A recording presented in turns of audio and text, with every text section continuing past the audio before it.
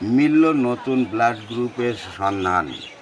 এতদিন 47 ধরনের blood group ছিল, এবার 48তম ব্লাড গ্রুপের পেপারগুলোকে সোজা করে পড়ে, তুমি উল্টো করে পড়ছো কি করে? এই নতুন ব্লাড গ্রুপের নাম গোয়ান্ডা নেগেটিভ।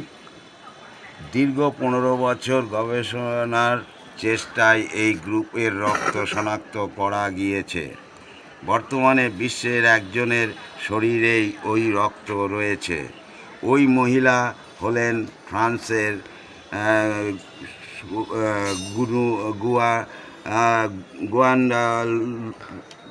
গুয়ান্ডাপুল লুপ দ্বীপের বাসিন্দা। তার বয়স 68 বছর।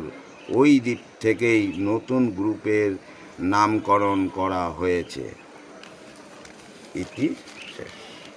তা পেপার তুমি উল্টো করে পড়ো কি করে? উল্টো করে পড়ি, আমি যখন কোথাও যাই তখন আমি উল্টো করে পড়ি।